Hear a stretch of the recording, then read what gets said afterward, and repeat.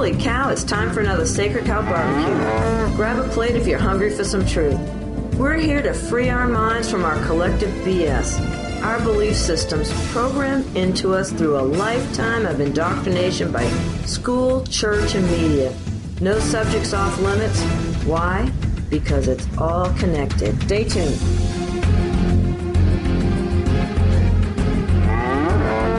Good evening and welcome to Sacred Cow Barbecue. I'm Patricia Aiken, an average host with exceptional guests. This statement has never been truer than it is this evening. I'm so excited about my first hour guest, but I want to let you know that after the break, we'll be getting court reports from Deborah Venetucci on Portland and Cliven's sister Lillie Spencer on Las Vegas this week and what's going on with our political prisoners. But right now, it's my privilege to welcome back the creator of the epic documentary, The Greatest Story Never Told, Dennis Wise. His ongoing project is the brilliant Communism by the Back Door. Dennis, greetings from Bolshevik America. Welcome back to the barbecue. Dennis, I can't get over the timing of this. I mean, it's pretty amazing. I talk to you, well, we Skype every now and then, but I remember right after number 8 came out, Communism by the Back Door at number 8, I asked you, is this going to go on like to be turned into the 6 hours that The Greatest Story Never Told? And he says, oh, no, I think I can wrap it up in 1 or 2 more.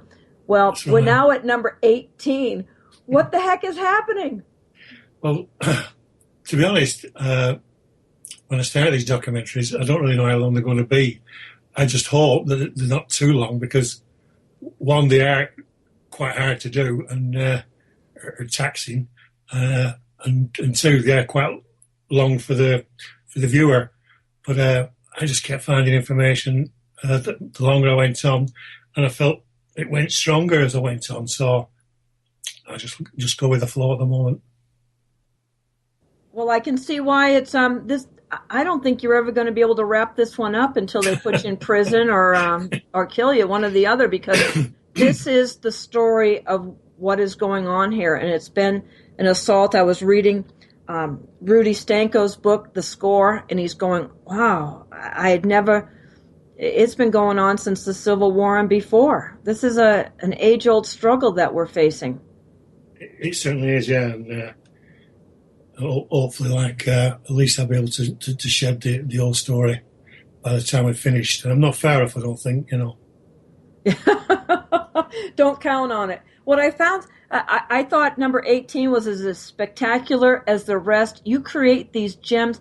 Do you have a plan? Are they going to all be put together the way Greatest Story Never Told was into one? Yes, that is the idea, yeah. Only because people keep asking.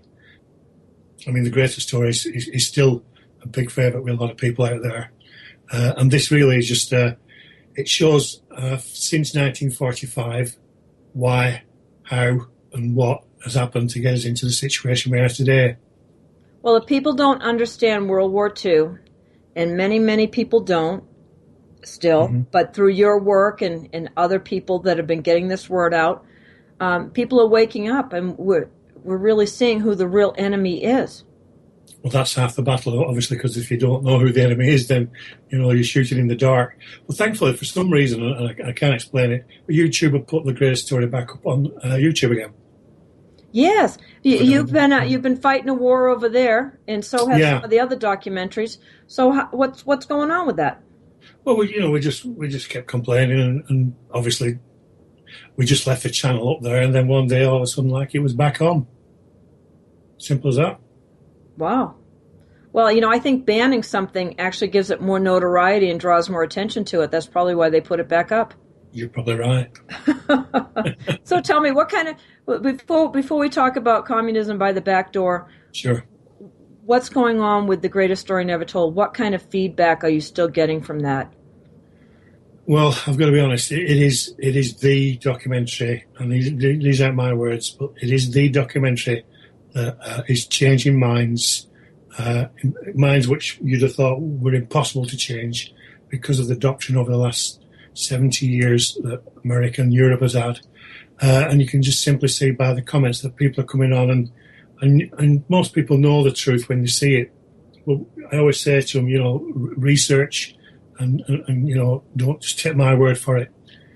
And you get one or two coming on who are the most they can really say is propaganda. Well, fine, that's what Wikipedia says as well. But like I said, nobody as yet has debunked it, and there's 6.5 hours there for any of these people to try. And if they can't do it in that 6.5 period, then their argument has really got a problem.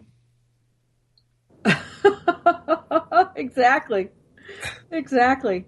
But and so you're turning people around on this. I think that is a key. World War II is a linchpin issue, as is 9/11. Yeah. And so they're two huge issues. And if you can wake people up to one or the other, I think the scales can fall off and they can really see who's pulling the strings on all of this. Yeah, because really, it's not that complicated. Like I said, it's been going on for a while. I can go into more details, but like I said, it isn't that complicated. It's the same people who try and convince people that Hitler was the bad guy when all the time Hitler was fighting the New World Order, and that New World Order is still around today. Exactly. That's it, and that's who won.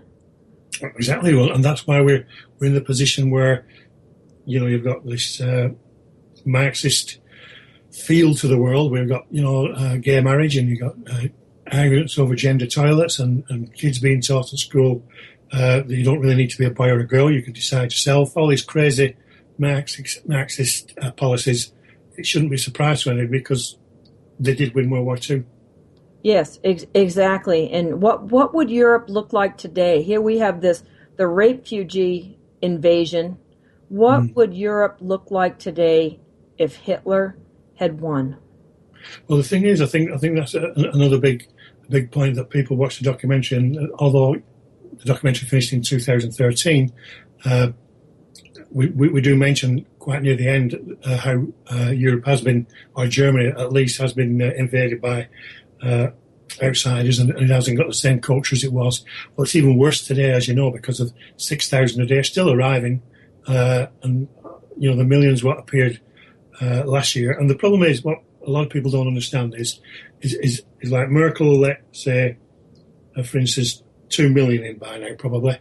What people don't realise is that once them 2 million get a passport, they can then call the rest of the family over. And if you say just on an average a 4 or 5 a family, it's probably more if they're coming from Africa. Then really, if you've let 2 million in 2 or 3 years' time, it's just going to multiply and rocket. I think Europe's gone. I think Germany's gone.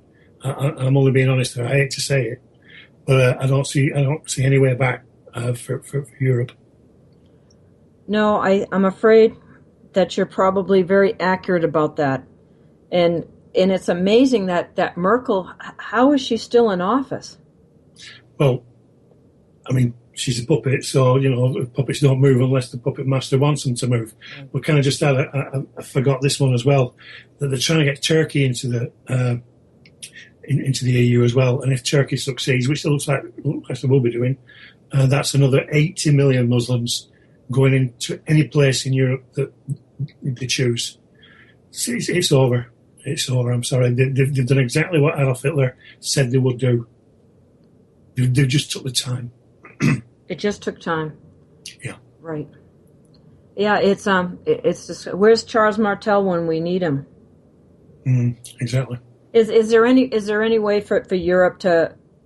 The resistance in Europe is very strong. Mike Walsh was on maybe a month ago, and he said you don't see it in the mainstream media, but you do get reports, other places of the resistance that's going on and the anger in Europe right now towards this invasion. Yeah, I believe Germany's the same. There's an element of it in Germany which are furious, but I don't think there's a lot they can do about it. I mean, just what can you do? They're just letting them in without even checking. So 6,000 a day. It's a lot of people. And how is the UK being affected? Well, the UK, believe it or not, well, I've got a theory about that anyway. But the UK, believe it or not, I think it seems to be that the government's saying we'll only take 25,000 now, and we'll take another 25,000 later on. But I don't trust this government anyway. So I think they have come in through the back door here as well. I think there's more here than people suspect. but I don't think it's quite as well. I'm saying it's not quite as bad as Europe.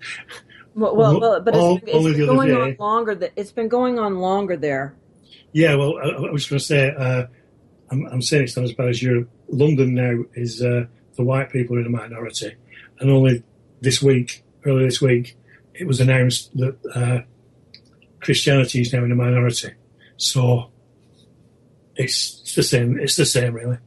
Yeah, when I was a flight attendant many moons ago, 1976, 70, no, 80, no, yeah, 70, 77, 78, in around there somewhere. I couldn't find anyone that spoke English in London even then. Really?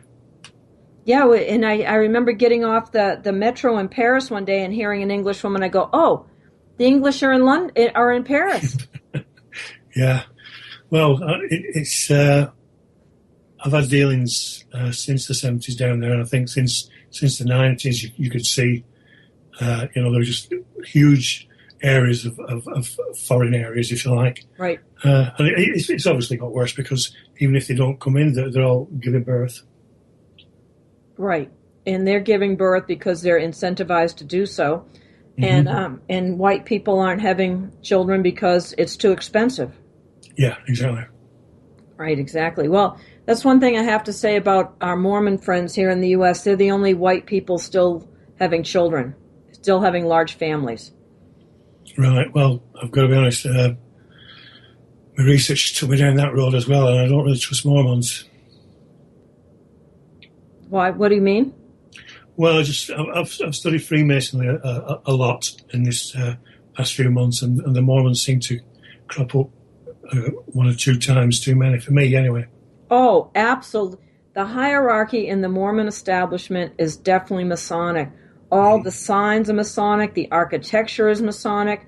But then the rank and file Mormon has no clue about this. Well, that's possibly true, but the problem is, I don't know if your listeners know or not, but the problem is World War II was a war. It was a holy war. The Jews declared war on Germany. Hitler and the Germans knew that it was either going to be Europe, it was going to be Christian, or it was going to be communist, run by Jews, obviously. So, although they had the fight with the communists everybody knows about in the East, what most people don't realise is coming from the West was the Masonic leaders, or the Masonic leaders of the countries. Maybe with Christian population didn't really matter, but there were Masonic countries with Masonic leaders what had funded the communists in the Soviet Union. So they were on the same side, and they've always been on the same side. Oh, absolutely. Mike Walsh wrote a great piece about that. Yeah. I mean, and even Roosevelt called Stalin Uncle Joe. Yeah. I mean, and people think that, the malarkey that we have been fed over and over again, that this was the great war, this was a noble war, this was a good war, is such a lie. This was a communist takeover. Yeah, exactly. And when you look at Europe now, 28 countries have all given up sovereignty, and people still don't believe in a communist system.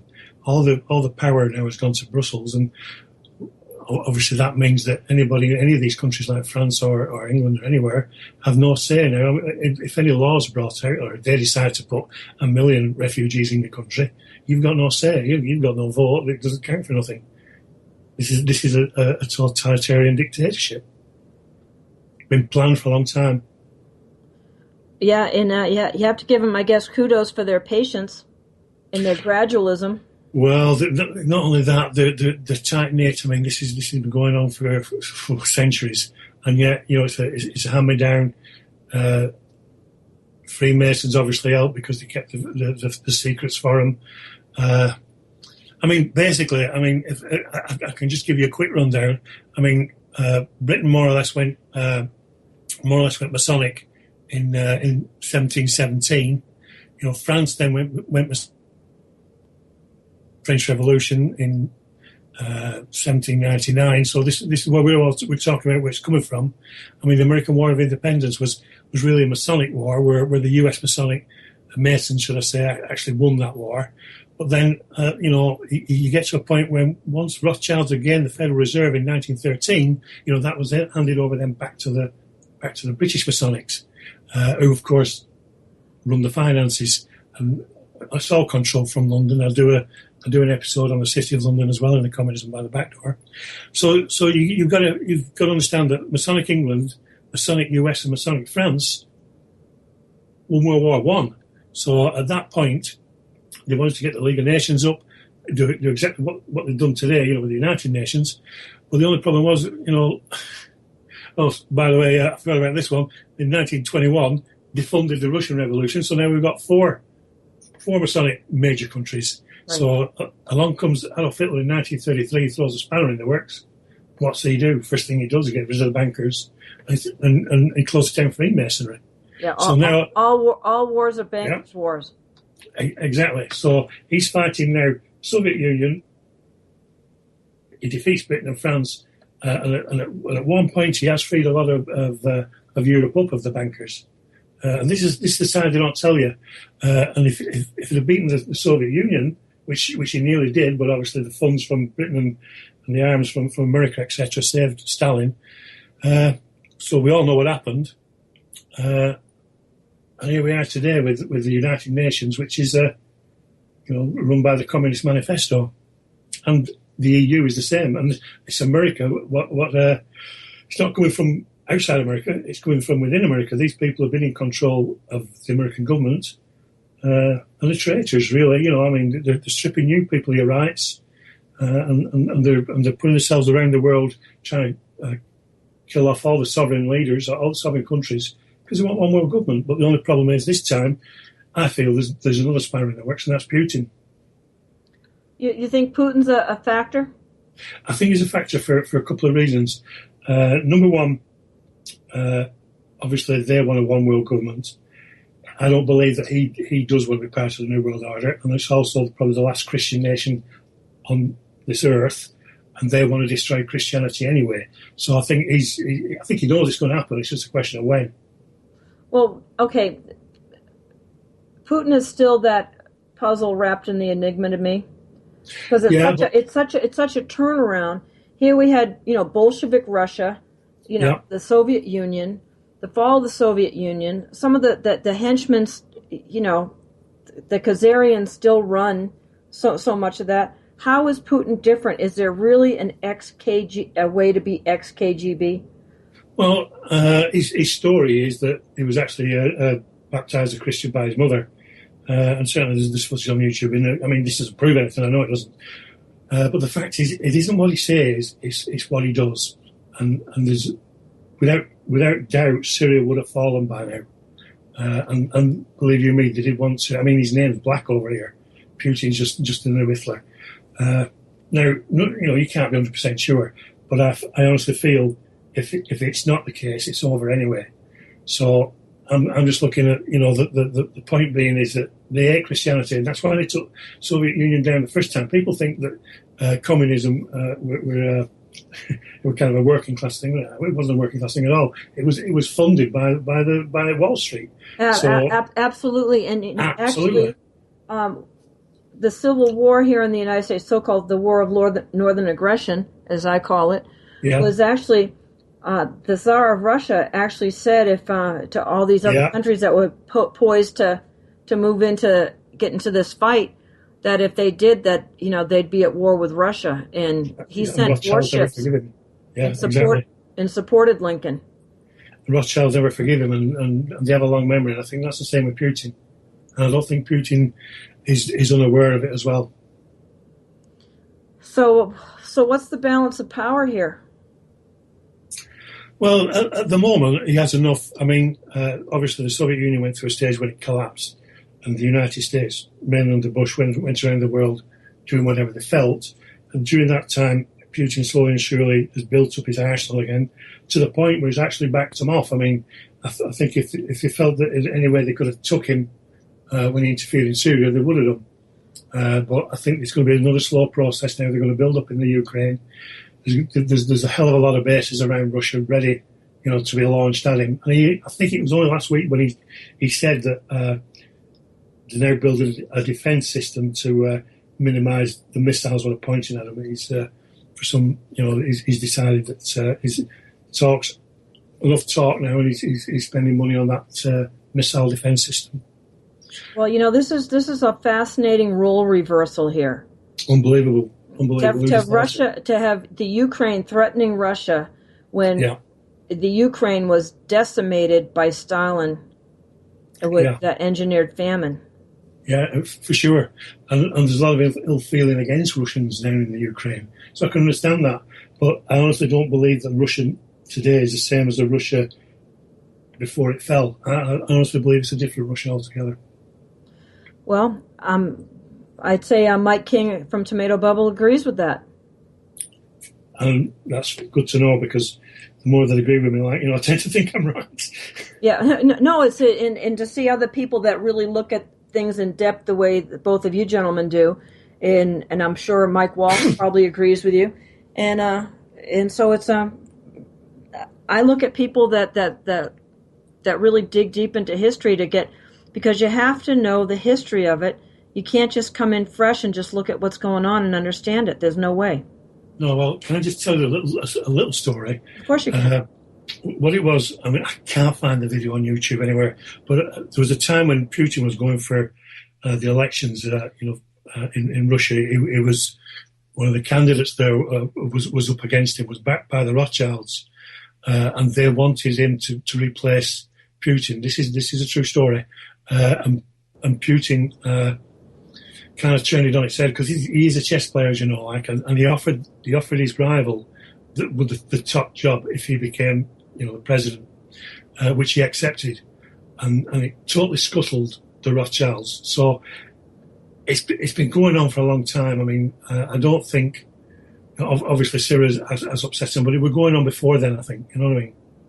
Yeah, the situation in Syria, how devastating, creating greater Israel and destroying a beautiful country that was at peace with everyone. Well, they did it with Libya, so yeah, not a surprise. I mean, at the end of the day, it would have fallen by now. I mean, it's a cesspool now, obviously, with the war, what's going on in ISIS and etc. But at least Assad is still in charge, whereas that wasn't supposed to be the scenario. Because I had all the politicians in Britain, gloating when Assad first refused to step down. They were all gloating on TV, saying he's going to fall within 6 months, and he's still there. Wow. Well, this is a force behind that man, apparently. Well, yeah, we are Putin. It would have gone, it would. Well, this is a really fascinating time in history in which to live. Certainly is. It's really, we've lost the war. People used to say, "Oh, we're in a war. People don't understand we're in a war." No, we have lost that war. Britain has lost that war, and our people have done it through complacency, through falling for the degradation of our culture. And to be fair,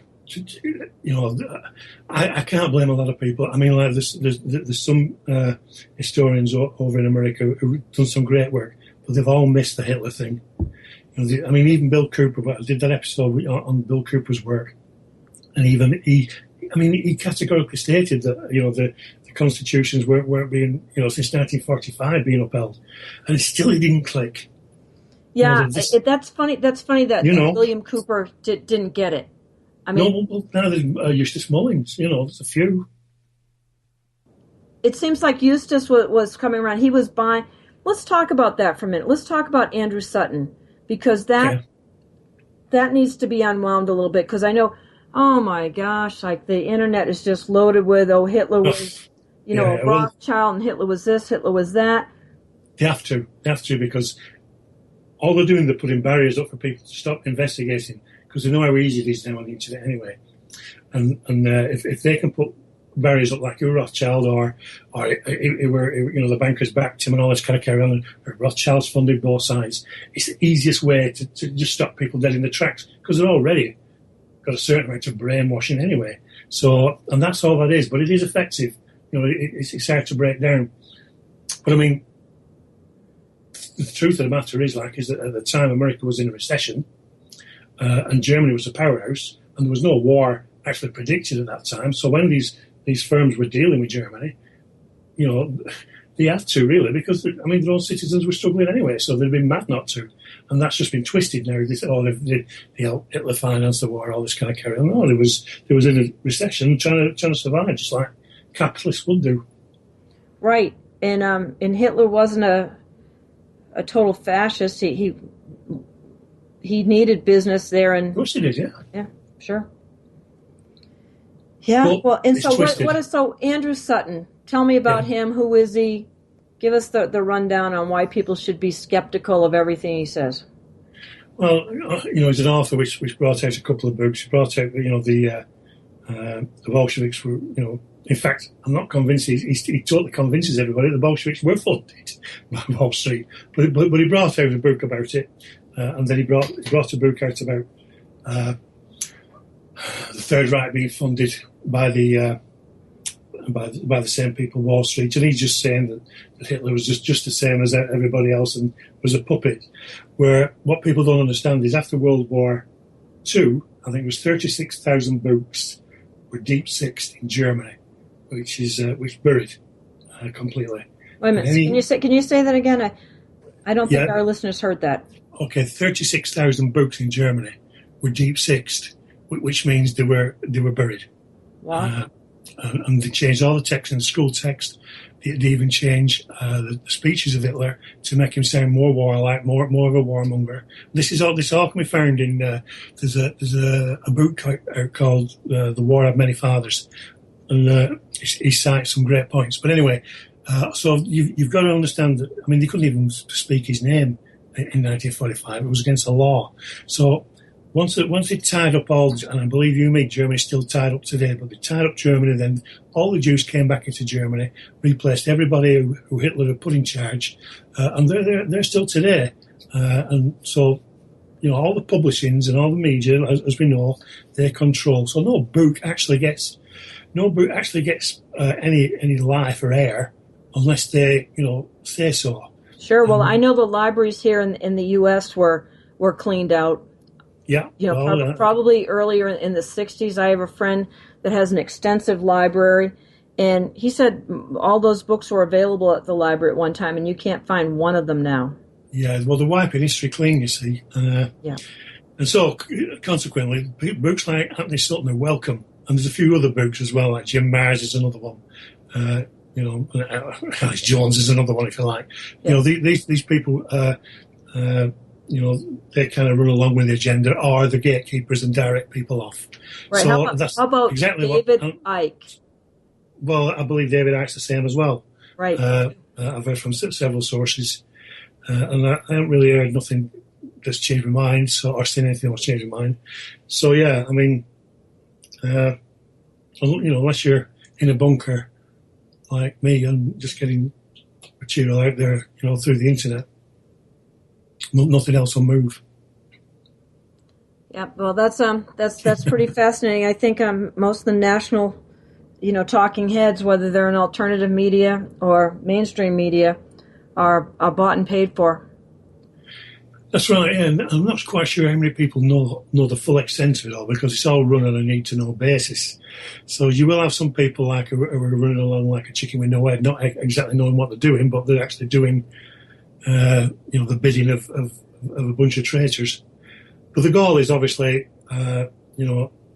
is the Zionist goal of one world government ruled by the Jews and the Goy serving. And the royal family in Britain's no different. They're Zionists, and the politicians are all Zionists, and Obama and the rest of them, they're all Zionists. And that is their aim, Greater Israel, to rule the rest of the world. Right, and they're getting closer. Can it blow up in their face still? Well, yeah, it can, because like I said, they've won 2 world wars and they're still not in total control. You think after winning 2 world wars, they must be really pissed, because after winning 2 world wars, you think, the path would be easy. But like I said, after the First World War, he had a spanner with Hitler when he come along. Then they won that one after a 6-year battle, and so they're coasting again, and all of a sudden, I think they've got another problem now with Putin. I think Russia, and certainly if Iran and China side with them, it's a much more formidable battle that they thought they would ever have. Yep. Well, good. I'm glad to hear that. I hope if more Americans will wake up, because I think this is the last battlefield. If Yeah, America doesn't do it now, in these Bundy cases are very, very important, and people have to look at them and see that they're not being tried under the Constitution. They're not being tried even under the statutory laws. They're being tried under the Lieber Code. yeah. Well, I mean, there's no doubt they want the guns. You know they do. But to be honest, after that Part 18, I did that little bit on the Waco. I finally got a real feel of why they've got a problem trying to get them guns. Because I honestly believe there's a lot of guns in America and a lot of owners. It's like cutting their arm off. I'm convinced. You know, they're not going to go easy. I wouldn't have thought anyway. That's the feel that I got when I was doing Part 18. Well, I think you're absolutely right. Gun owners, really, I don't think they're going to be as gullible as the Boers were to turn in all their weapons, and as the Australians have been. Oh, I hope not. Exactly, because we can see the effect that it had in South Africa, and that's what they want here. But Hillary Clinton, I mean, she is she's on her broomstick promoting this, daily. Oh, she certainly is, and well, I said a couple of years ago that I heard that she was the choice, and at the time I think she had a head injury, and nothing's changed. You know, she's there again, even though she's looking more like a witch every day. She's there with all that machinery behind Rothschild machinery behind her. Yeah, so she's going to be formidable. Yeah, it's fascinating that people still can look at such a criminal like this and vote for her and support her. It's shocking to me. But Dennis, I'm going to take a little station break here now. You're listening to Sacred Cow Barbecue on Revolution Radio, freedomslips.com. We are listener and volunteer supported, and so I would encourage everyone to go over to freedomslips.com and do something over there. I mean, get some of the goodies for sale, like the seed packets, get the archives, or just make a donation. If everyone just threw in a couple bucks a month that listens, we wouldn't make these silly announcements every week. So it's my great pleasure to be talking with Mr. Dennis Wise from The Greatest Story Never Told in Communism by the Back Door. No one has a longer view on this than Dennis does. He has just dug down to the bedrock of it. So, Dennis, it's always a pleasure to talk with you. And tell me... thank you. Tell me about, what do you think of Trump? Well, a couple of pluses, I suppose, is the fact that he's self-funded, although I do believe he's asking for donations in his quest from now to the presidency. And the second one is that the establishment seem to be against him. I've been watching a couple of things. I know he has to, lap up to the AIPAC and the Israeli lobby, but I think you have to do certain things to get into a certain position. But I'm certainly, if between the two, if you've got a choice of Clinton or Trump, I've got to go for Trump. I really have. Oh yeah, I don't think he's the tallest of the midgets. Yeah. I mean, he could buy us some time, possibly. Well, I'm not, again, you see, it's all on a need-to-know basis. I don't know how much he knows about the New World Order. He certainly hasn't got the time that I have to as you say, bury deep into it. He must have some idea, I would assume, but I don't know how much, and he will be in great danger if he starts making changes. Yes, I see that. I can't see how they could let him take the White House. And if they did, it wouldn't last long. Well, if by some chance he did get it, then yeah, certainly he's in great danger. You see, the difference is when Hitler did it, he had his own personal bodyguard. This is what you need. He had the SS elite Adolf Hitler unit. So if Trump is president and it's open, it's a problem because they will find some lunatic Mexican. Yep. Yeah, I'm afraid so. So, I started out thinking that this was just a vanity campaign for Trump and that he really wasn't in it to win it, but it looks different to me now, but I just... Well, to be fair, there's a YouTube video when he's at a meal when Obama's giving a speech maybe 18 months ago now, and Obama's taking the mickey out of him, saying, you know, he had big decisions to make on that, the TV program that was on, you know, McDonald's or something like that. He had people going around there working for him. And he was trying to take the, you know, what we call over here, taking the mick out of him. And all Trump was doing was just nodding his head as if to say, like, we'll see, you know. And Obama was quite scared and slimy, the slime ball that he is. I don't think he's quite in the same position today. I think he's a little bit more worried because Trump he's got an enormous amount of, he's hit some nerves, and a lot of people are sick of these so-called smooth-talking politicians. Where one thing about Donald Trump, he calls a spade, and he doesn't talk in a complicated language, and that's always a good thing. No, I think that is very good. And what I've noticed about Trump is that he'll change his mind. He's used to being an executive. He knows he can't run the whole ship. So he's used to having to have lieutenants that come in and report to him. And he takes in information very quickly and is able to adjust his course. So even if he's wrong on a certain stance, I think given the right information, he'll change course. Well, if you're coming from a spiritual point of view, if you'd have said to me 5 or 6 years ago, you know, that possibly Putin now is a wedge between this New World Order, and in America you've got a self-funding billionaire like Trump, you know, I think if you prayed, you couldn't get any better. Yeah, very good. If America could wake up. But, you know, they can steal... I don't think they can steal the election They can. if it's not close. Diebold has to have... Well, I guess they can do anything they want. They can. I mean, democracy...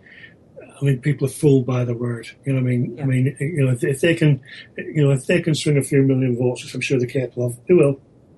Oh yeah. Well, when Obama got 110% of registered voters in some counties, I mean, that's popular.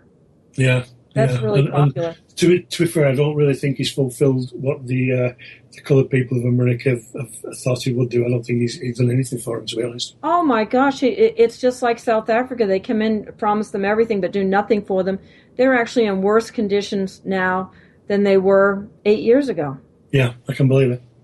You know, that's ridiculous. And when I'm downtown and we're out protesting, you know, in front of the courthouse, I see trucks go by that say, "A Mexican for Trump." And then I saw another one, "A Democrat for Trump," the other day. So yeah, so he's winning out some minds. The thing is, you know, at the end of the day, these people in charge don't go normally. We're at war. That's the problem. So you got to bear that one in mind as well. They've won 2 world wars. They ain't going to go with a vote. No, that's true. So, what was the impetus? When did you first become aware of William Cooper and Behold the Pale Horse? Well, to be honest, I've been aware of him a while because, as you know, I do some deep research. But I kind of mentioned him to somebody, and they said, "Oh, they went off on the UFO thing." But this time round, when I started to investigate him, I could see where he was coming from, that he'd found these papers and he truly believed what he was finding was true. But then later on, he turned around and admitted it. He said, like, "I've been used. You know, there's no real evidence of these UFOs, but there's plenty of evidence to say that, you know, people want to believe. They want people in this one mindset, you know, the world must come together in case there's an alien invasion or if the aliens are all here." So, you know, once he'd established that with me, then, you know, that wasn't a problem. I mean, I'm not saying, listen, I wouldn't put my life on them not being aliens there. I'm not that stupid. I've learned too much, too long that, you know, we've been lied to. But the point of the matter is, at the end of the day, his other work was incredible, and the volume of work as well was incredible. So what happened, Patricia, what basically happened was, as I was researching him, all of a sudden, the work that I was doing, coming from the European side of Hitler, suddenly met head on with his side in America, where everything that I knew what was happening, he found documentation of. And I thought, I had one of them moments, I really did. Wow. Oh my God. And that's when I realised then that, and when I heard how he lived and how he died the same way, you know, a man of high principles, then even more so. You know what I mean? Like he said, he's gone. His rights have been taken away from him. He doesn't recognise that this government, this is an alien government to him. And if they come with any kind of arrest warrant or they want to take his kids, he will shoot them. And then he did die in a gunfight. So this is a man who's got the highest morals, died as he lived, and his work's still around. And like I said, I was coming from a completely different angle, and we both met in the middle. And I'm convinced today, if he'd have watched Adolf Hitler, The Greatest Story, he would be of the same opinion as well. Absolutely. And I think Eustace Mullins would have come fully around, but Eustace knew where a lot of the bodies were buried as well. Mm. He did brilliant work and just, was just a little bit shy on the Hitler matter.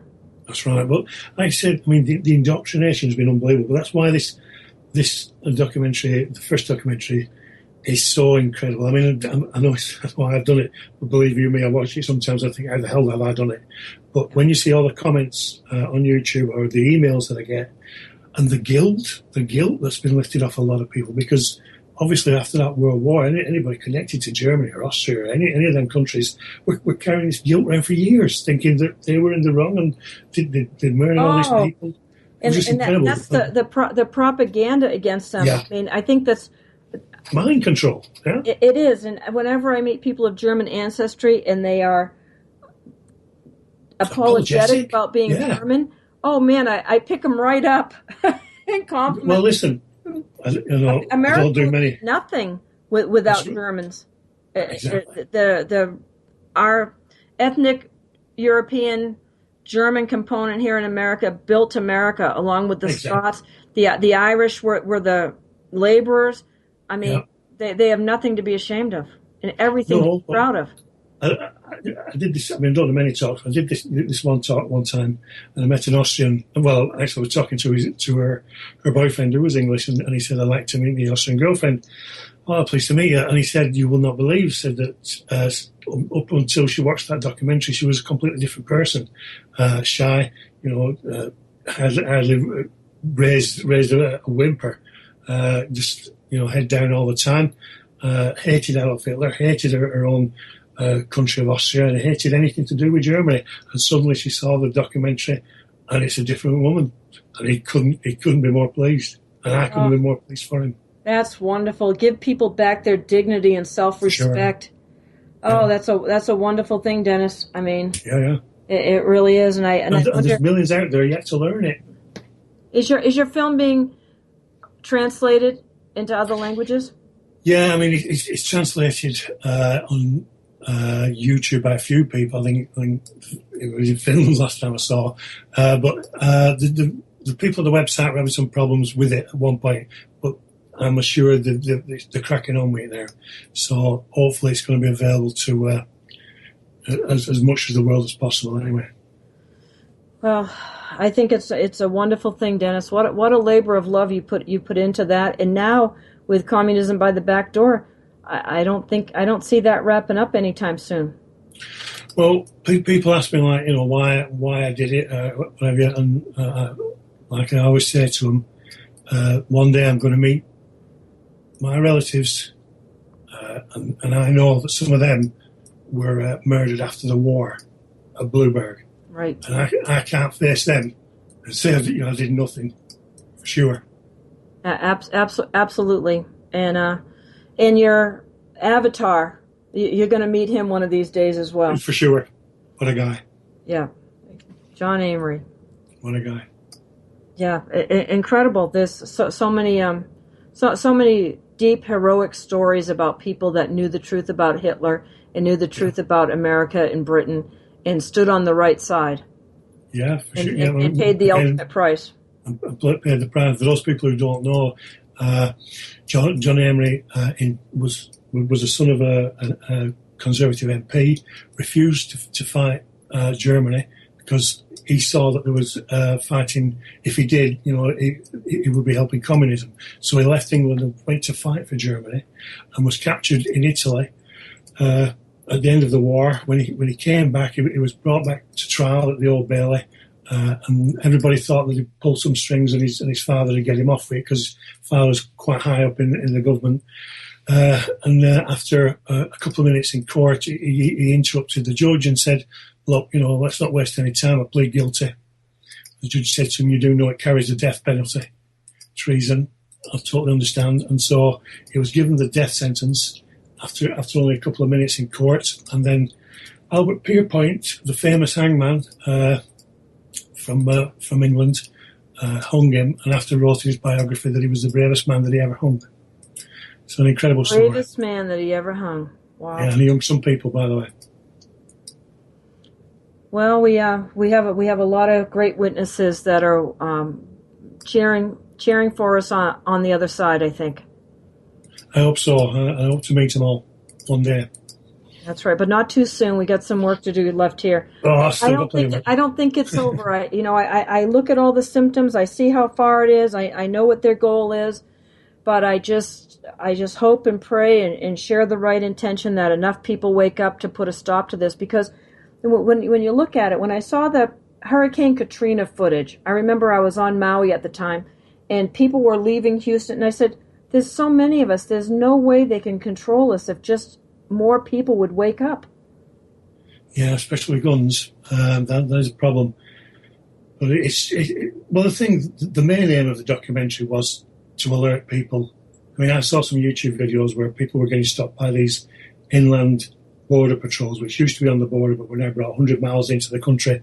And people were getting stopped and the cars getting searched and breaking all the rights. And people were writing on there, it's the Nazis, or it's the SS. Right. And I put a couple of comments on saying, look, you don't know what you're saying. This isn't Nazism, this is communism. This isn't the SS. This is the Cheka. Yeah, exactly. Well, I try to straighten people out every time because so many people, especially Mormons that I meet, and I bump into a lot of them with the Bundy situation, and they go, "Oh yeah, this is like Nazi Germany." I go, "No. It's not like." And I go, "Let me ask you something. Have you found the media to tell the truth about anything?" And they go, "Why no." Well, what makes you think they're telling the truth about Germany? Yeah. And that stops, and they go, "Oh, well, you got a point there." And I go, "Yes, it's Stalin-esque America." Yep. Not Nazi America, Stalin-esque America, and it's time to wake up. The courts are, they're running the starch.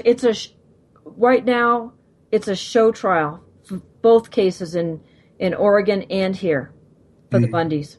Sure. It's disgusting, and hopefully a jury will wake up enough, and we'll get some jury nullification going. And I hope so. Yeah. So Dennis, what's number 19 going to be about? Do you know, I never actually know before I start, and that's true. Maybe one or two episodes out of the whole 18 have I thought about what I'm going to do. So I just sit down and then I do a little bit of research here, there, and everywhere, and suddenly I pick up on something. Right, and it coalesces for you. It comes to you. You don't go to it. It comes, and sometimes it doesn't come, and I don't worry because it always has come. So maybe a week, maybe 2 weeks goes by. But I don't worry, then suddenly someone will break and off I go. But the point is that it's a very detailed documentary now with it goes through quite a lot. It explains the Vatican, what happened to the Vatican after World War II. It explains, about Freemasonry, goes quite deep into that. There's different areas all to do with the New World Order, which people can take a look at, but you must come from that angle that they won World War II. Without that angle, then it's a little bit lost on you. Right, exactly. Well, I think it's brilliant, Dennis, as always. Brilliant work, and I hope everybody will. I sent it out with my show promotion today for people to watch it before the show, so they could have an understanding of what we were going to be talking about tonight, and see and they're only. Hey, and it's perfect for Americans. They're only about 15 minutes each. So, hey, we even have the attention span left for that. Yeah, well, that works well for me as well, because otherwise it'd be 12 hours long there. Well, exactly, and it's already 3 a.m. and you're up talking with me. So, you'd never get any sleep otherwise. No problem. Well, I think that's wonderful, Dennis. Thank you so much. I really appreciate it, and everything that you're doing. And I hope we get this turned around. And it's only because of great documentary makers like you, truth tellers, that people are waking up and starting to know. So if we're going to turn back this red tide that is crushing all of humanity, it's not just ethnic Europeans that are being crushed. They hate everyone. Okay, can I just say, sure. It is working because people like, I'm not sure if you've read of people like Ken O'Keefe. Yes. They're now, when they're giving the speeches, they're now talking about Adolf Hitler. The other day, he mentioned him and said that he had more right to go into Poland than America had to go into Iraq, which was quite true. So even he's now seen the light. I know he's seen the documentaries, left bits of comments on some of my videos. Max Egan is another one. So these truthers are all being taken aback by the documentary as well, and understanding where it's all coming from. Right, it's the Overton window is expanding, and this is getting more into the mainstream. It's heading towards it, yeah. Wonderful. I think that's great, and it's all because of work like yours, Dennis. And anybody that thinks they understand World War II, if you haven't seen Dennis's documentary, The Greatest Story Never Told, you don't. You absolutely do not understand it. It's a must-see work. And again, you can watch it in 15-minute increments if you can't handle the whole 6 hours at once. So, yeah. Dennis, get some sleep. Thank you so much. Pleasure. All right, take care. Talk to you soon. Take care. Listen in on Mondays, 8 Eastern Time on Revolution Radio for Journeys with JP.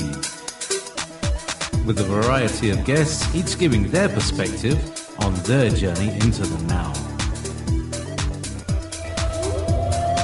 Join me and my guests Mondays, 8 p.m. Eastern on Revolution Radio Studio B.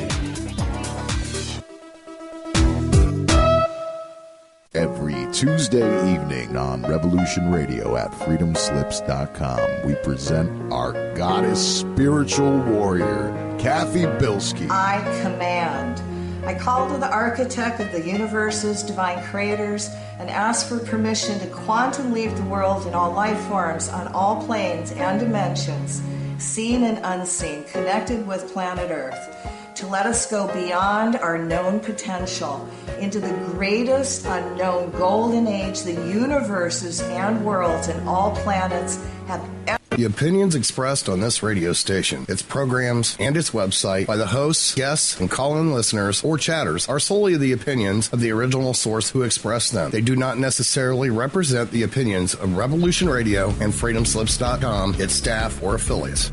You're listening to Revolution Radio, freedomslips.com, 100% listener-supported radio, and now we return you to your host.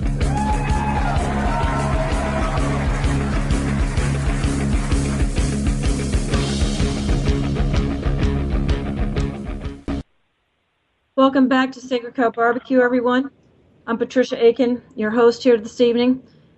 And it's been another blatant week of Bolshevism in Portland and in Las Vegas. So it's my pleasure to welcome Cliven Bundy's sister, Lillie Spencer, to the show for the first time. Welcome, Lillie. Thank you. Great. And Deborah Sue, welcome back. And we've been in contact. Thank you so much for coming on tonight. Yeah, thanks for having me. Great. Listen, I'm going to let you go first, Deborah, because I know you got a rock on here. So, what happened in Portland this week? You were at court. What went on? Yeah, I cannot remember the name of the attorney, but Joe O'Shaughnessy's attorney. What's her name? DiMaggio? I don't know. But anyways, she actually argued a good case. They argued, I believe, count 1 and 3, the vagueness of it. Okay, so let me ask you about this. So what the hearing about today was, they were just going over all the charges and trying to get some dropped. Is that it? Yeah, and don't quote me, but I'm pretty positive it was count 1 and count 3 for vagueness. And so it was all day long. It was from like 9 o'clock with a lunch recess, and then back till about right before 3, and the judge just said she was going to recess, and that was it. People had come in from all over the states to go to this for the 3 days, but it was only that one day. But everybody that was in there, like Sarah Red and Nate, who used to be Emmon's cellmate, and Pete's cellmate, they were just like, it was just words. The government prosecuting attorneys were just all words. I just got a letter from David Fry today, and I would like to read what he said, if that's okay. Sure. It says, Today was interesting. Today was an interesting court date. Listening to the prosecutors, though, ... made my head spin. Talking all smart with his big words and strange lawyer language. making court an impossible battleground for your average Joe. Anyways, I totally agree. Nate Millsap was sitting next to me, and he's like, word, because it was just a bunch of smoke. Well, it is. It's word art, the words that they're using and what they're framing some of the charges with. Yeah, they literally dissected the words. Was this Anna Brown or a magistrate judge? It was Anna Brown, and she was like almost seemed like a judge, like a fair judge. She was, except for a couple of facial expressions, she was acted like a judge should. It was very weird. Very weird. So she didn't seem like she was totally for the prosecution, which she is, but she had to, she at least giving a pretense of being fair? Yeah, she's putting on a good act, because I don't know what happened, because I've watched her the entire time. I've been to many of the court hearings in front of her, and she made a couple wincy faces when the attorneys spoke, but she also did it sometimes when the government side spoke, so it was weird to watch her. So this hearing was supposed to go on for 3 days. I remember saying it was going to be 3 days, and it only lasted 1 day? Yep, yes. How can that be? Yep. What? And it was over at 3. She called for a recess, and that was it. Just like, okay, she asked the public to leave, the defendants and the attorneys stayed, but they came out shortly afterwards. Yeah, and no, like, we'll tell you nothing. They just said, she just called a recess and left. Whoa. That was very similar to what went on here in Las Vegas. Do you have a time to let Lillie tell us what went on here yesterday? Yeah. Okay. Lillie, tell us. I heard that was just a whirlwind hearing. What the heck happened? Well, I actually didn't get to be there in person, but they said it was a joke. They were only in there maybe 5 to 10 minutes, and she just basically did the same thing.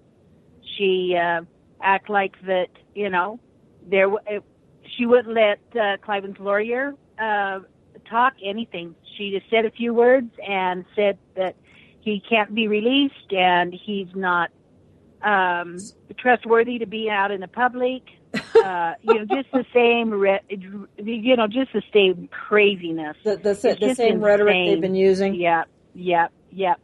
Just insane. And so hold on for a second. Hold on for a second. I got to ask, what was the hearing about? Was this a motion for Larry Cliven to come on? Was it a detention, appeal? What was it? You know what? I'm not actually sure. I think it was another appeal. But like you say, I'm not. Well, Lillie, this is your first time on the barbecue, and you're letting us down. I know. You guys will never have me on here again. Oh, yeah. Don't like a fox you are. Okay. Now, if I would have won, I really would have had some heat or something, because I get a little angry. Okay. Well, so, yeah, that's I read that, too, that it was no more than 10 minutes. She came in, said what she was going to say. The gavel went down, and away she flew. Yeah. And then I heard it was for a release. They have taken Cliven into Pahrump. Sorry. So Cliven has been moved to Pahrump? Yes. Okay. All right. And he's in a room with 200 men. Yeah. So crazy situation there. Yeah. Those are 200 lucky men. Yeah. Yeah, I've been visiting men down there. No nothing. And so, there's an interesting situation shaping up down there. So Deborah Sue, I mean, was everybody just baffled in Portland? Everybody was they were falling asleep, just looking at each other, because it was really, they dissected two words, threatening or threats, and intimidation. They dissected those words. I've heard every definition of those words in the 7.5 hours that we were there. That's really what they talked about. They just dissected. They referred to other cases. Well, I want to know, did any of the defense attorneys, did they say, well, this is nonsense. If these men are such a danger to the community, why did you let them roam free for the last 2 years? Exactly. No, and that's, I'm shocked that they haven't said that. But what the government's prosecutors made a comment like saying that other people had made calls to come there, like B.J. Soper. He specifically named B.J. Soper, and B.J. Soper was in the gallery. I'm like, I would have ran. But no, I haven't heard that ever. Ever have I heard that? Well, that's the defense. I mean, that's the defense for the standoff. Don't you agree, Lillie? Yes. Yeah, I mean, that's the question. How many federal agents and BLM agents in private citizens have been harmed by any of these men in the last 2 years if they're such a danger to the community? Yeah. Well, the sad part about it is that they can lie and lie, tell the biggest bull stories, and then, they just get away with it. It's the last court we went into, Davies, it was just, it's just nonsense. It's such a circus. Well, didn't you feel at Davies hearing that Cam Fehrenbach, the magistrate judge, was torn? I felt like there were pangs of conscience that were obvious all over him. It was so true. You could see it. But then what did he do at the very end? He read. Yeah, he picked up that piece of paper that was already written. Yeah. That was just so wrong. He acted like he had some feeling that he could, that he was a human being, and then the very last thing he he picks up that paper and just reads it off, and then just quickly walks out.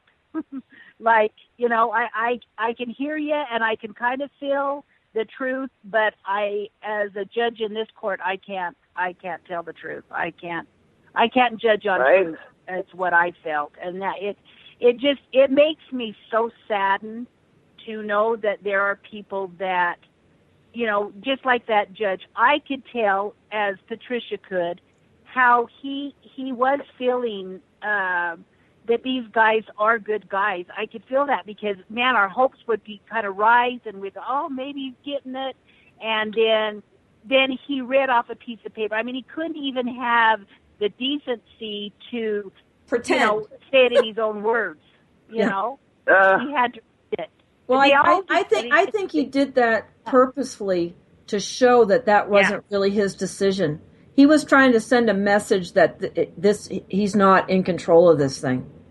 But you know what? What a terrible message for him, because, that just goes to show you what kind of a judge he is. He's not going to be an honest, truthful judge then. He's going to let somebody else dictate how he's going to judge in that court. Well, let me bring up a name of an honest judge, John Roll. Any of you know the name? No. I've never heard of an honest judge. Well, I haven't. Well, I'll say a name that and you'll bring it to mind. How about if I said Gabby Gifford? Do you know who that is? Nope. Yeah, I've heard. Yeah, sure. She was the so-called congresswoman that was supposedly shot in the Tucson shooting. Well, John Roll was the intended target. He's a federal judge who was ruling constitutionally. I've even heard people say that he was Richard Mack's mentor on the Constitution. And that was a message to the judiciary, in my opinion, don't go getting all constitutional on us. Yeah. Oh, yeah, we couldn't have that. Can't have that. And Scalia, who to me is not the bastion of constitutionality or originalism that people like to think he was, but even his death sends a big message. I see foul play in that. There's no way that that wasn't a murder. Totally. Right? Absolutely. So these people control the judiciary this way. So Deborah, do you when does this trial is supposed to start in September? In front of the jury? Yes, I believe the 7th. The 7th. So the 17th. I don't have my phone calendar with me. So who have you seen recently? Because I know you visit the prisoners. So this weekend I saw Ryan Bundy for the first time since there's always been a problem. Either he got written up the day I went and was moved, or they messed up. I'll say they messed up their paperwork. Yeah, he's a terrible prisoner. He had an extra towel. I know. Yeah. How terrible is that? Goodness. So how did he get the extra towel? He can't go out and get it. Yeah. So tell me how long was Ryan in so-called segregation this last time? Oh, it was right before they went to Nevada, because I went and saw Ammon, and then I went to see him the weekend before they went to Nevada, and then they just got back, and I just got a chance to get over there this weekend. And I think he just got out. I don't know. No, I really don't know. Yeah, he just got out recently. Lily, do you have the timeline on that? I don't. Okay, you're on thin ice here at the barbecue. I'm letting you down again, darn. Good thing. I'm going to do my studying up next time. Good thing you have a great smile and you wear cute clothes, because otherwise it'd be over here. I also saw Ken Medenbach. Okay, hold on. I want to ask you about Ryan. How is he doing? This has been a toughest siege for him to be in solitary all this time. They're messing with his phone calls. Oh, I got to tell you, gal, something. There's a gal named Julie Embry, and the first time I talked with her, she talks kind of fast and kind of Texas, and I'm thinking, whoa, is she playing with a full deck? And then I talked to her long enough. I talked to her I didn't talk to her. I listened to her for an hour and 45 minutes, and I go, oh, she's on to something here. I think she's got it going on. And she's actually been helping Ryan. And what's kind of funny about this is people have been trying for 2 years to talk to them about jurisdiction and being in the private and not in the public and doing things differently.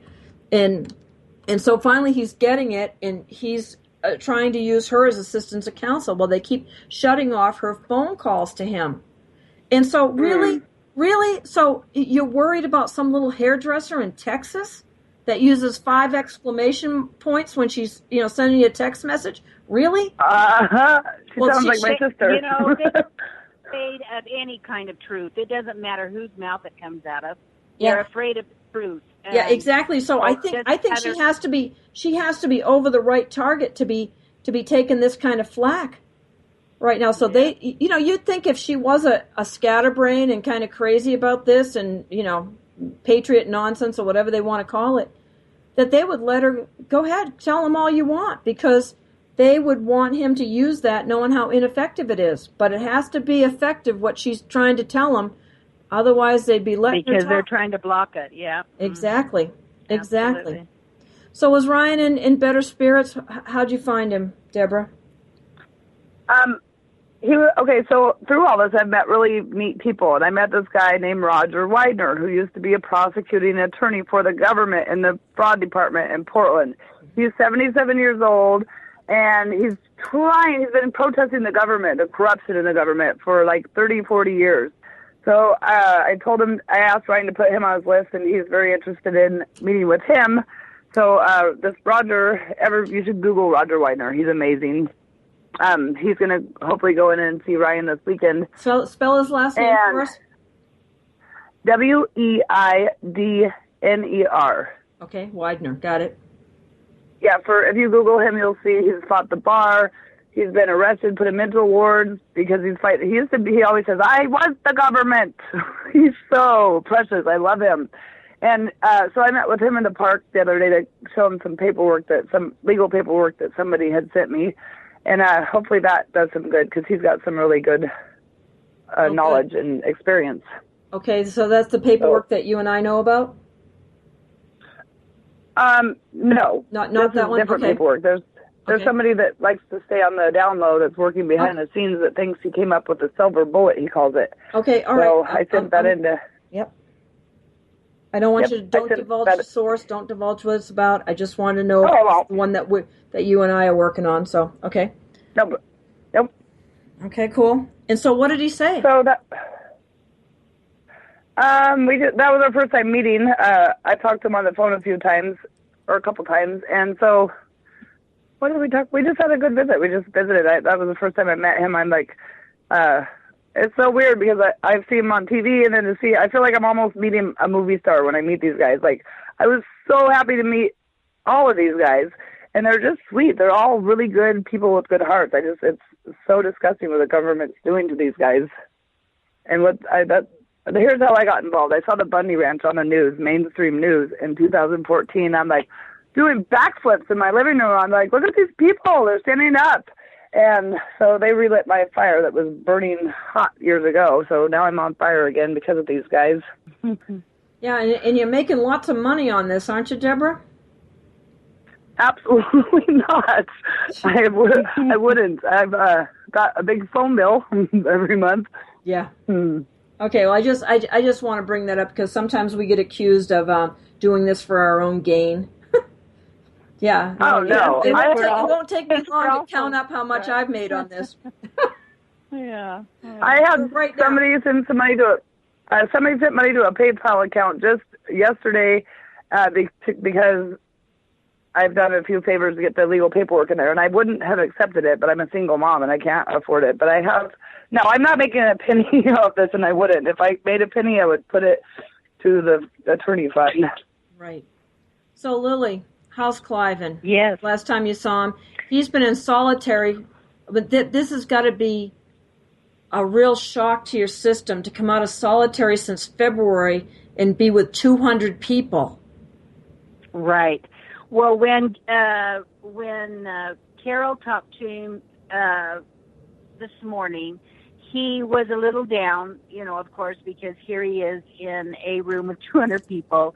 They use the restroom right there. They use the showers right there amongst, it's just, nasty. But so his spirits was a little bit down. It's their anniversary today. And so Carol was, I've talked to Carol. I haven't got to talk to Cliven.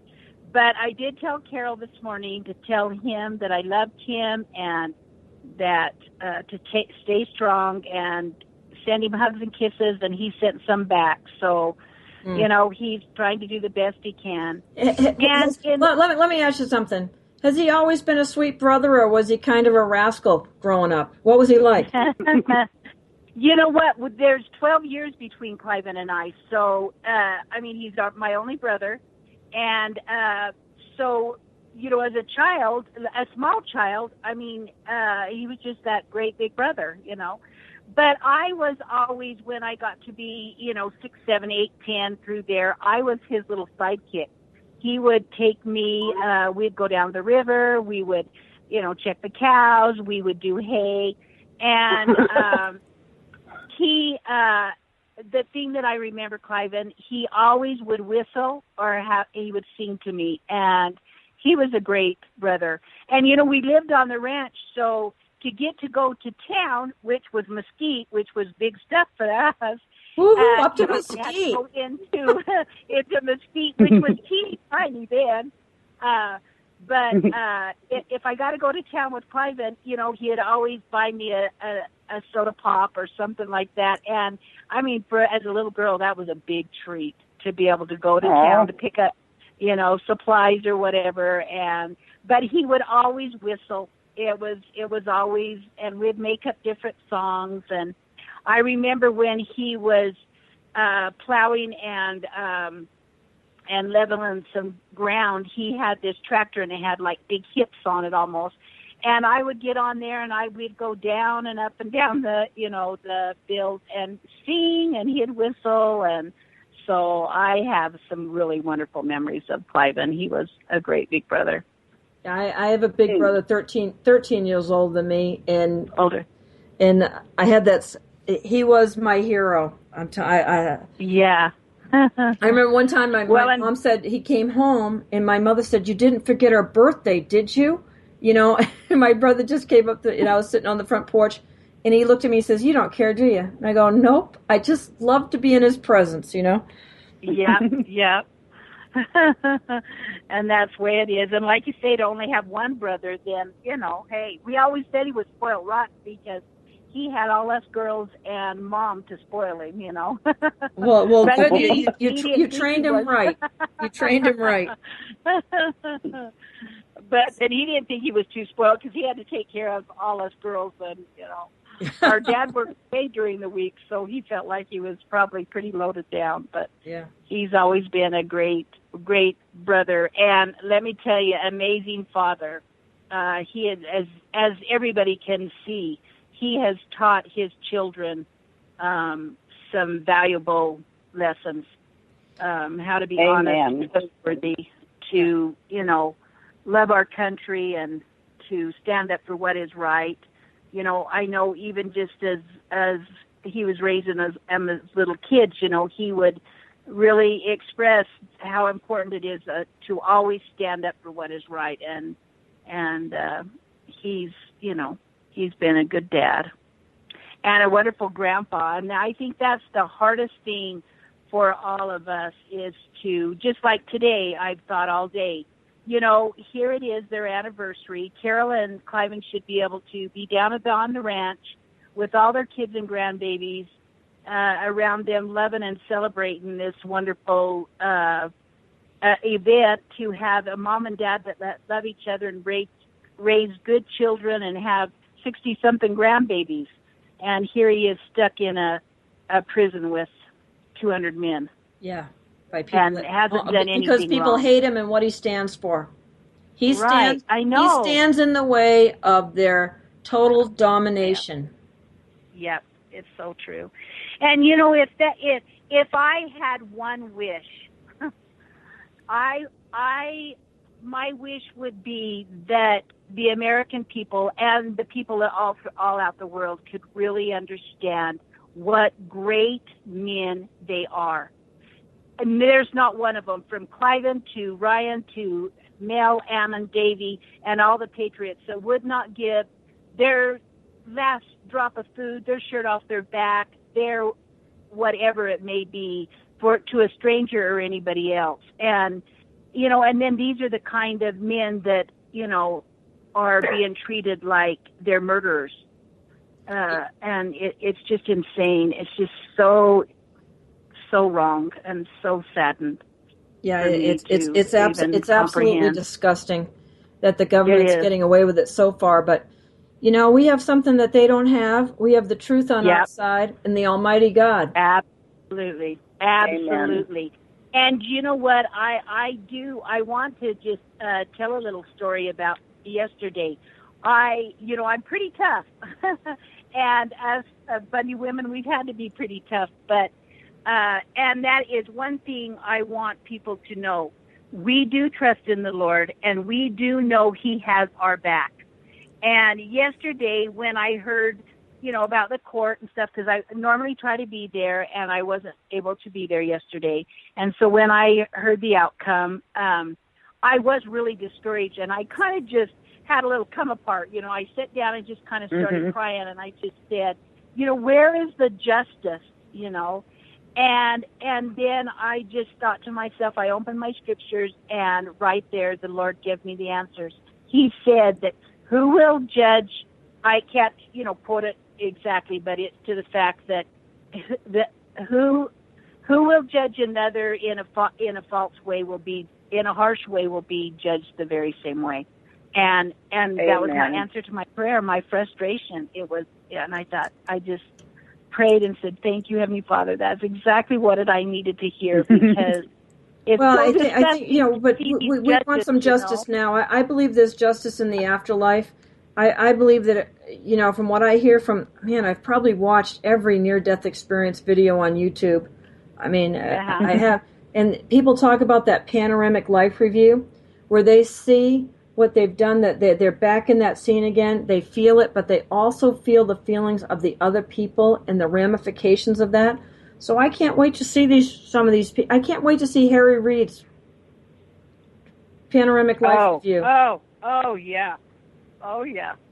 Harry Reid is going to get his justice, and it's not going to be the kind of justice that Yeah, we're all for, and I think it's okay to pray justice on people. I don't want to pray bad things to happen to people, because stuff bounces back to us. So I just pray justice and appropriate feedback, because I'm all for justice. Bring it on.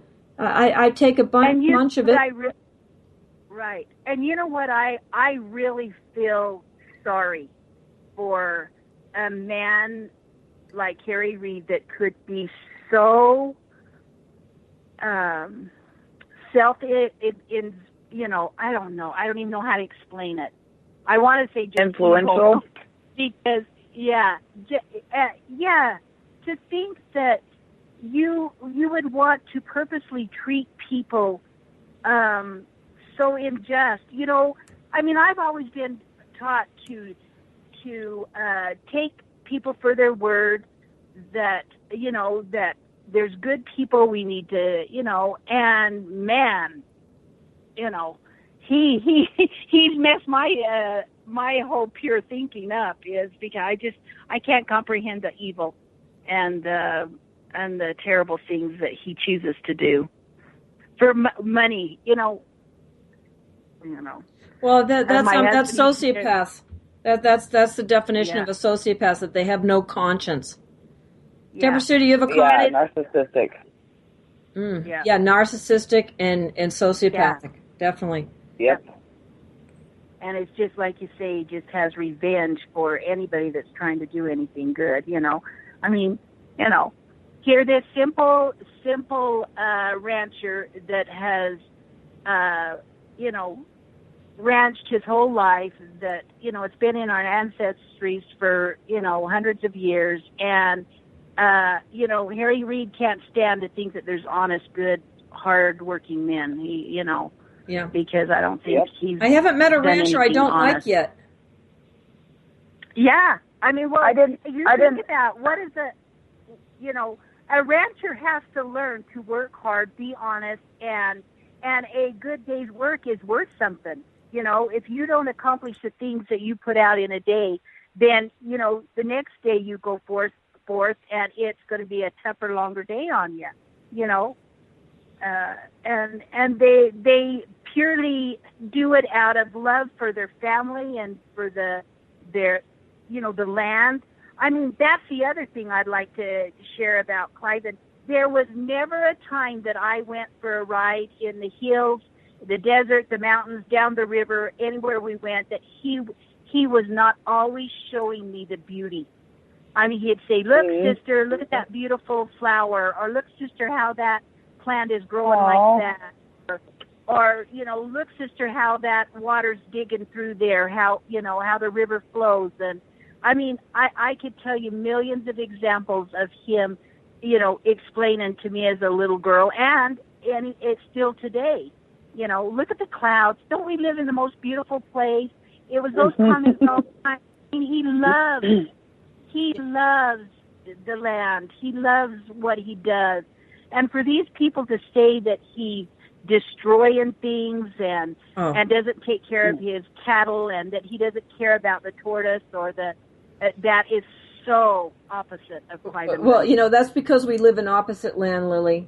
You can tell. You can tell what the lies are, because just take whatever the government's saying and turn it around, and you'll have the truth. Everything they say is a lie. Absolutely. And if people are wise up to just that very fact, they could figure it out themselves, couldn't they? Yeah, well, they really could. I mean, it's crazy. It is. It's just kind of like what the government and the BLM saying that happened at the Bundy Ranch.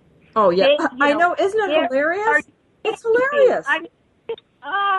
It's insane. You know, I know. There was not a gun pointed at you guys, but you sure in the heck had guns pointed to us. You know, we didn't do any of the abusing, but they sure knocked down Margaret, you know, my sweet sister that had just got through with fighting cancer. They sure knocked down Davy for taking a picture on the side of the road and abused him and smashed his face in the dirt. You didn't see anybody kidnapped him for several days. And kidnapped him for several days. Right. Right. Yeah. And what they've done, and then act like he was their trophy. You know, I mean, just evil. Yeah, evil really stuff. evil, sickening. Yeah, it is.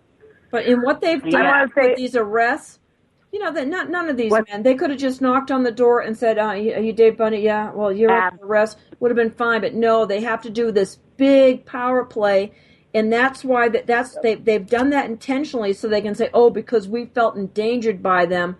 And that's why we can't let them out. Yeah, where was it? Well, and the other thing I wanted to point out is, you know, you hear all these environmentalists saying that, you know, that all the cattle and everything that they did on that land was harsh on the, the natural animals that right there. Those ranchers, I mean, my ancestors put in water structures. Cliven has put in water structures. And then what did the BLM do? What did we catch them? We caught them with that backhoe and dump truck full of 100-year-old infrastructure. Water structure. Yeah. Right, that's one thing I think that they should have put on the Bivens complaint. I think Hansen and Larry Klayman missed that. They should have had that in the Bivens complaint. Yeah, they ruined hundreds and thousands of dollars of, and then you know what? When that and that was on purpose, because if they destroy the water and where it runs, I mean, they've put line in hundreds of miles through the desert and mountains there so the water could come down. Do you not think that the quail and the every any animal that's out there doesn't partake of that sure, water? The deer and the bighorn sheep, they all flourish. Everything. Yeah. Wherever there's cattle, everything. Wherever there's cattle, the other species are flourishing. And that's what Adrian Sewell brings that up all the time. Yeah. I have another little story that that I always tell, and I don't know that you guys have heard me tell this, but when I was a little girl, Margaret and I and our other sisters, our game was whenever we would go out to the mountain or down to the river or whatever, we would see how many, we call them turtles. They're turtles to us, but tortoise to everybody else. But we would see how many tortoise, turtles that we could spot. And seriously, you guys, people don't believe me, but we would gather 10, 20, 30, 60 of all shapes and sizes of turtles on our way, and it was kind of our game. And at that same point, there was hundreds of sheep that was grazing there was a season that the sheep from Utah would come down through Utah, Arizona, and down through the ranch there and graze their sheep. There was thousands of cattle grazing on that desert, and there was millions of turtles. And, I mean, because it was a game to us kids. That was something that was just, they were there, and they were always there. Well, Lillie, I want to ask you a question. I want to ask you a question that I asked Cliff Gardner a few weeks ago, because you were here when all these 51 other ranchers disappeared. And so did you understand at the time, what excuse did they give for selling out like this? Why didn't they stand with Cliven and Keith Ney?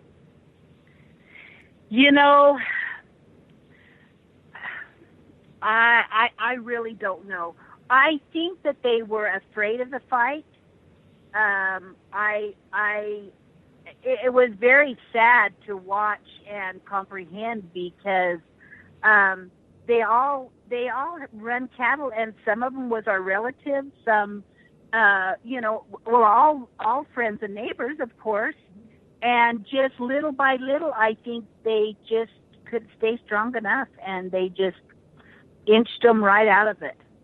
And I think they were afraid to stand and take the ground, as much as Cliven and Keith Ney tried to educate them. And, because you think about it, if all of them would have fought together and stuck together, but we know how the BLM and the government works. That's not how they work. They threaten, they pick on one person, and then so that makes everybody else afraid. And that's not the way the Bundy blood is. Fear is a terrible thing. To let that motivate you. And like you say, yeah, you bet.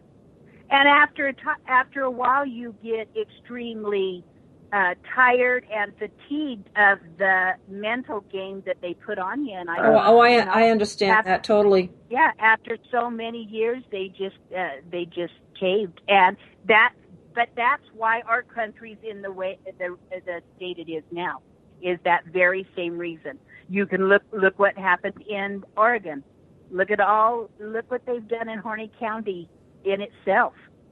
I mean, little by little, they have taken everybody out. Right. Deborah, you don't have a dog in this fight. You're not I a don't. rancher. You don't have a dog in the fight. Nope. But you're committed. You're one of the people that spends an enormous amount of energy trying to help these men in this country. I read about New World. I'm 41. I read about New World Order and I saw the way the world was today 26 years ago, and I was very protesty in high school, and I kind of like fell in a slumber, and the Bundy Ranch woke me up. I read about New World Order way back when I was 14 and knew about it and the Freemasons and all that stuff, and the Bundy Ranch woke me up. I have learned so much since January till now. That's all I do all day is like read and learn, and I've learned a lot from all these people. Well, and Deborah, I would like to say to you too is I want to thank you personally, because it's people like you that have really made a difference.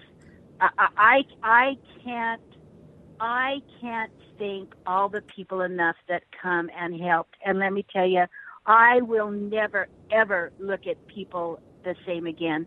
There are so many good, upstanding, constitutional, God-loving people in this nation, and we're finding each other, and it's been a beautiful, beautiful experience for me. For me too, and thank you. You're welcome.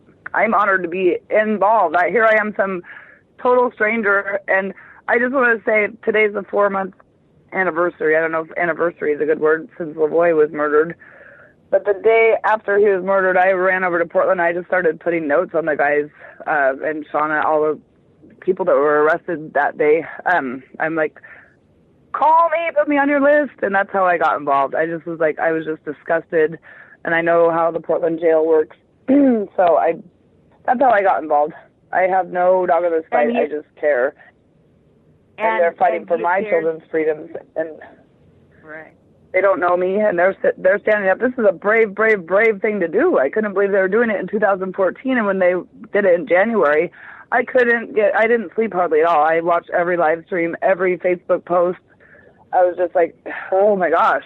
I almost got a nanny for a week to go down to Burns. I was like, yes, look at it, because I saw a really good meme the other day. It said, I always wondered why somebody didn't do something about it, and then I realized I am somebody. That is huge, Yeah.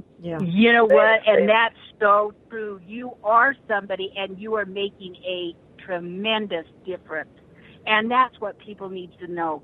Each of it, because even just, I look at our family. I mean, we're just a little country little family that don't know our lot.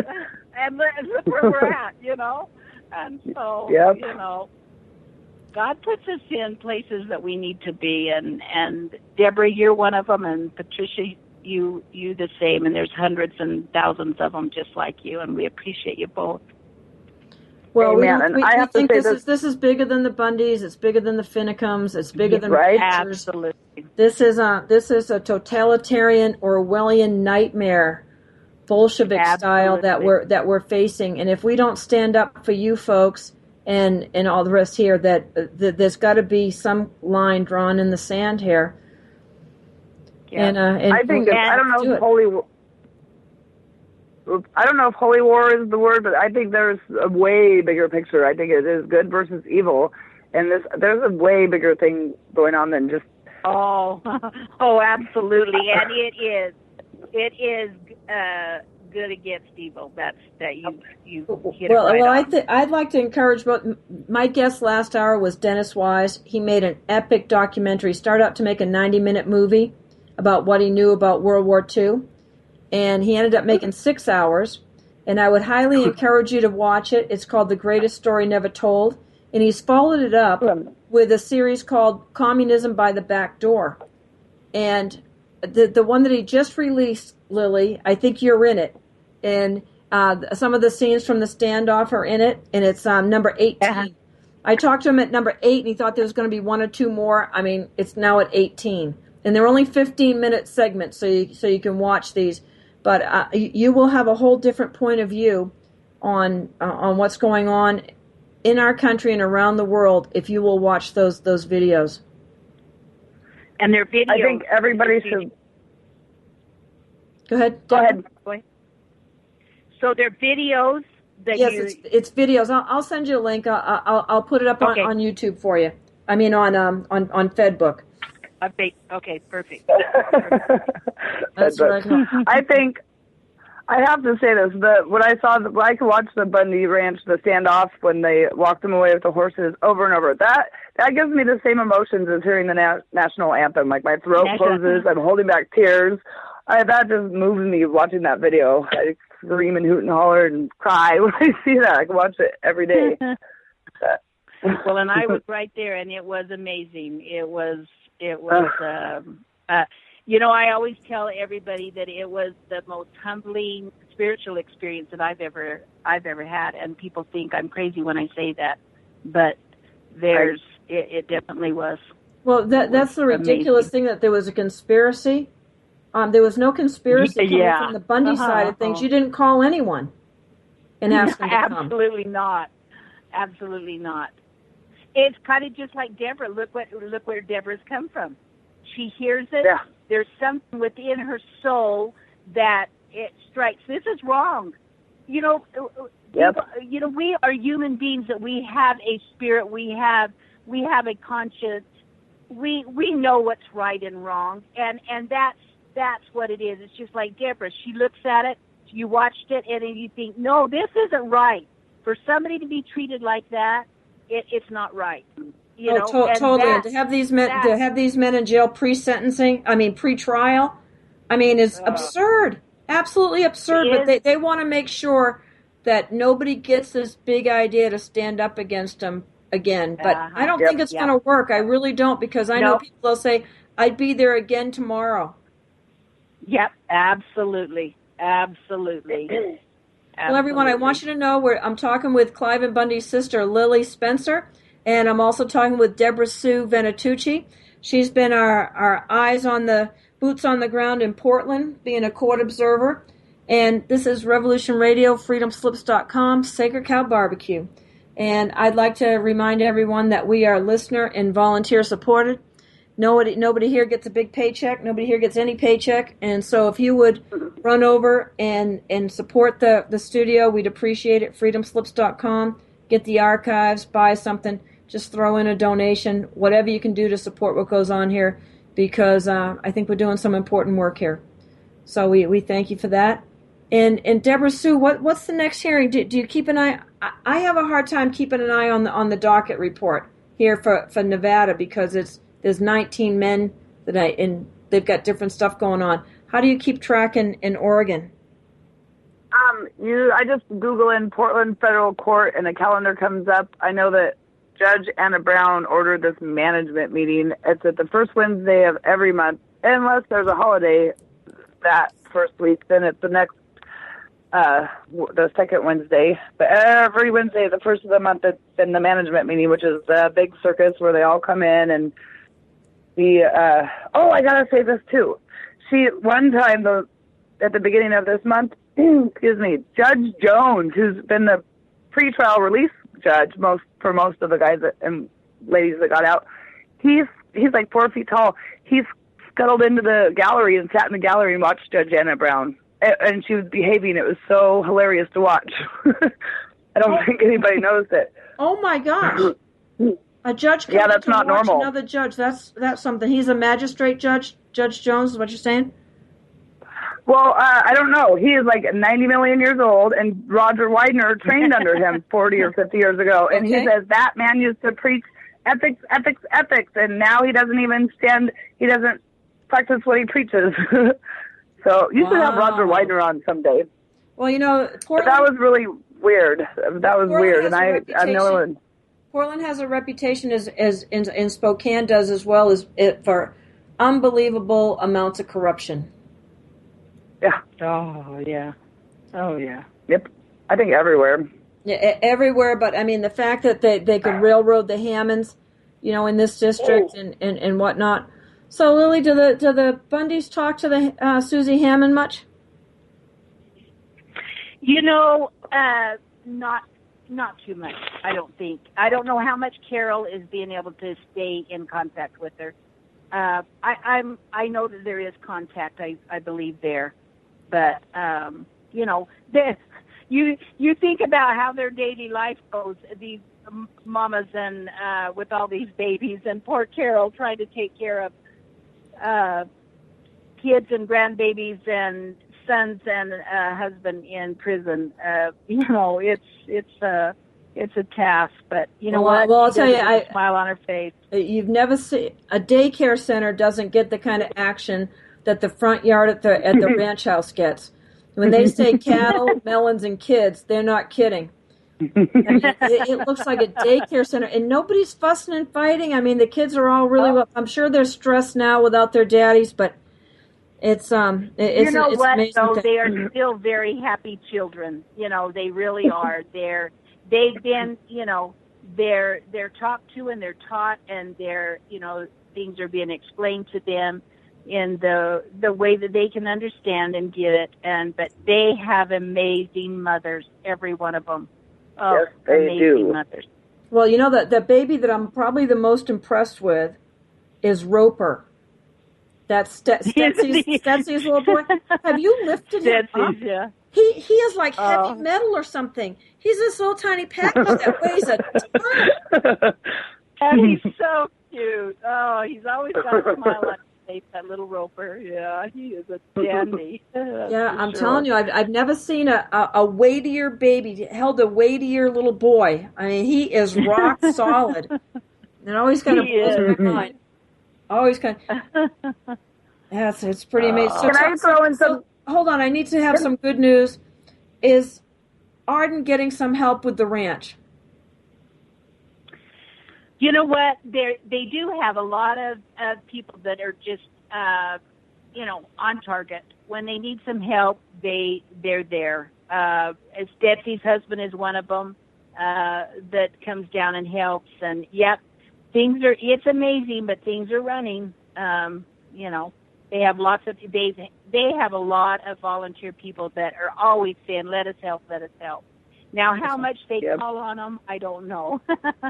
But there is help being offered all the time. But Arden is one outstanding young man, though. And I'm so grateful that his mother has him.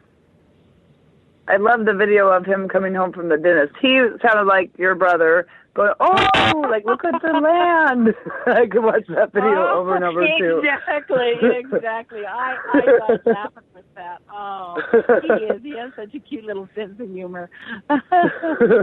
That was so cute. Yeah, he taught me how to he taught me how to rope one day, throw the lasso. It was pretty fun. Good kid. And that's the kind of men they all are. You can show up at the ranch and you're going to have a blast doing whatever they're doing for the day. It could be serious work, but it's going to be fun if. Well, what I've noticed about the Bundy men, I don't think I've ever seen a group of men that are more tender towards children than they are. Oh, I don't think you can find them. That's what I wanted to say about Ryan Bundy. When I saw Ryan on Sunday, I don't always have nice things to say about Anna Brown, and he told me, no, pray for her wisdom, pray for her heart, pray for her knowledge, and pray for the truth. I was like, these guys are all like that. Like when I visited Ammon, they always say that too. Like they are so of God. I just can't believe. I'm like, how could you? But you would think he's right. You should pray. You would think hanging around you folks would clean up my language. Nope. No, I know. Well, me too. it's kind of like us when we, here I am, their aunt. When I write to them, I try to write things uplifting. I get a letter back, and they've done flat and lifted me higher than I could have ever them. Right? I mean, it's amazing. Well, I've got a letter sitting here. I've got a letter sitting here. Return mail from Ammon. Address unknown. Yeah. Really? Is there anyone in Portland that doesn't know who Ammon Bundy is and where he is? Right. I have so many return mails. Ammon and Wright returned to me. Yeah. So Deborah Sue, you've got a stack of return mail as well?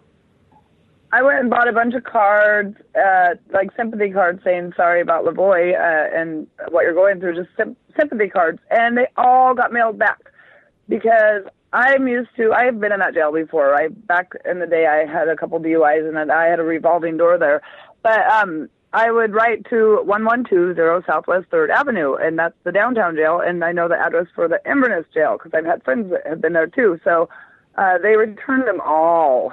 Now it's all just go through Inverness. But, I got there was only 10 people in there, but I have 10 of them, and I never have bothered to go back and send them back because I'm horrible at writing. Yeah, I tried. But I did write them all the other day. Hey, it's hard. We've got 19 men on this side, and how many are there in Portland total? Right. Oh, so John Lamb gave me a piece of paper that there's 40 of them. 40 total. And I got a Montana. These people like Daryl Thorne and John Ritzheimer, and so how many are released? I actually have the list out here. I could go look, but I can't even keep track. There's a bunch, so it's very hard to keep up with people. And I just want to give a hats off to Jessica Edgar and her friend Lindsay Samansky. They are doing a fabulous job with National Stand By Me for Liberty, getting people to adopt these men and make sure they get mail every week. I don't know how their mail's getting through, but taking care of expenses. And we're launching a fundraiser for them as well, a sustainable fundraiser. So if anybody wants more information on that, you can get a hold of me at my email, patriciacanhelp@gmail.com. So, Lillie, you got any parting remarks? I know the music's going to start here in just a minute. Again, I would just like to thank everyone. Good to talk to you too, Deborah. I just hope people know how grateful we are for their love, their support, and I just want people throughout the world actually stand up, make a difference, see who's needing help, follow through on things, and if we each do our little part, this world will be a better place, and we won't have to go through these horrible things that our families face. And because, just the common person. Yes, I'm hearing the music, Lillie. It's going to happen to them. Okay, love you guys. Thank you so much. Love you, Lillie. Love you too.